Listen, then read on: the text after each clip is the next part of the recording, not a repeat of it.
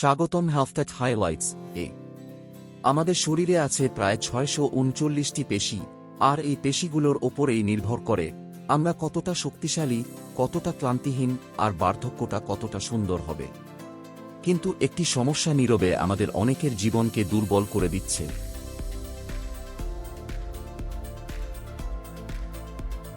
এটি হলো সার্কাপেনিয়া, মানে বয়সের সাথে পেশি কমে যাওয়া। ভালো খবর হলো আমরা চাইলে এটি পুরোপুরি উল্টে দিতে পারি, ঠিক খাবার, সঠিক ব্যায়াম এবং বিজ্ঞানভিত্তিক লাইফস্টাইল অনুসরণ করলে।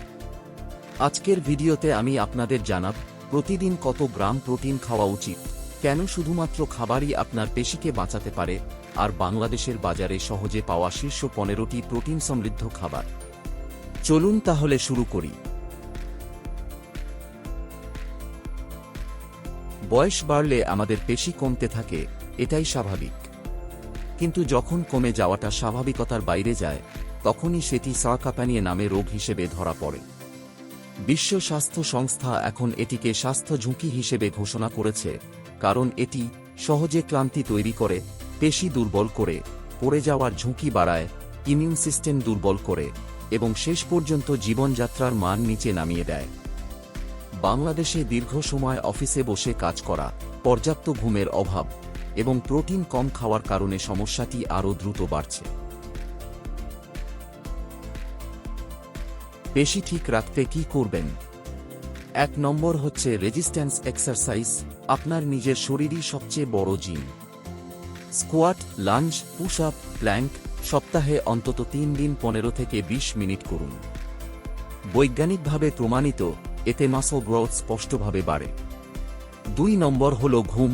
গভীর ঘুমের সময় আপনার পেশি রিপেয়ার হয়। 6 ঘন্টার কম ঘুম পেশি রিকভারিকে 50% কমিয়ে দেয়। 3 নম্বর হচ্ছে প্রোটিন। এটাই পুরো গল্পের কেন্দ্র। প্রতিদিন আপনার প্রয়োজন 1.4 থেকে 2 গ্রাম প্রোটিন প্রতি কেজি ওজন। অর্থাৎ ধরুন আপনার ওজন যদি 68 কেজি হয়, তাহলে আপনার প্রয়োজন প্রায় 95 থেকে 130 গ্রাম প্রোটিন, বিশেষ করে যেদিন আপনি ব্যায়াম করেন। শুধু প্রোটিন নয়, কার্বোহাইড্রেটও জরুরি, কারণ প্রোটিন ব্যবহারের শক্তি কার্ব থেকেই আসে। আমি নিজের ক্ষেত্রে এক্সারসাইজের আগে কার্ব আর এক্সারসাইজের পরে প্রোটিন খাই। এতে শরীর দ্রুত রিকভার করে।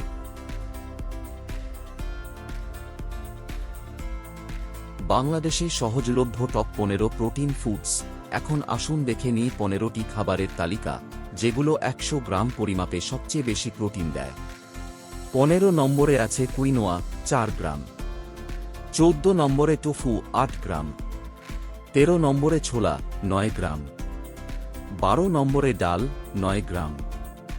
11 নম্বরে টক দই বা গ্রিক স্টাইল দই, 10 গ্রাম।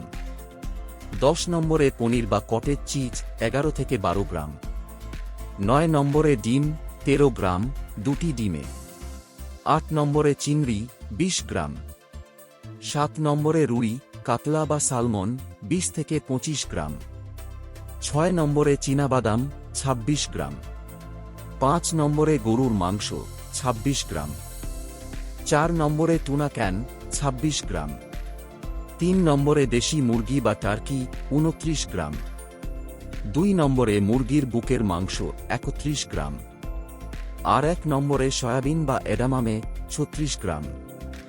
এই খাবারগুলো শুধু প্রোটিনই দেয় না, বেশিরভাগই ভিটামিন, খনিজ, ফাইবার, ওমেগা 3 আর অ্যামিনো অ্যাসিডে ভরপুর।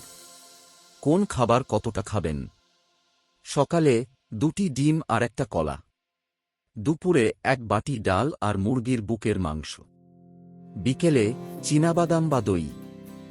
রাতে মাছ বা পনির, সঙ্গে সবজি। জিম বা ব্যায়ামের আগে 1টা কলা। আর ব্যায়ামের পর 25 থেকে 30 গ্রাম প্রোটিন সমৃদ্ধ খাবার। সহজ, সস্তা আর কার্যকর। শেষ কথা, আপনি এখন যত বয়সেরই হন না কেন, আপনার পেশি এখনও ফিরে আসতে পারে। আপনার শক্তি এখনও বাড়তে পারে। আর আপনার জীবন এখনও বদলে যেতে পারে। পরিবর্তন শুরু হয় ছোট একটি সিদ্ধান্ত থেকেই, হয়তো আজ 10টা স্কোয়াট, হয়তো 2টি ডিম, কিংবা 5 মিনিট হাঁটা। আপনার শরীর এখনও আপনাকে শুনছে। শুধু তাকে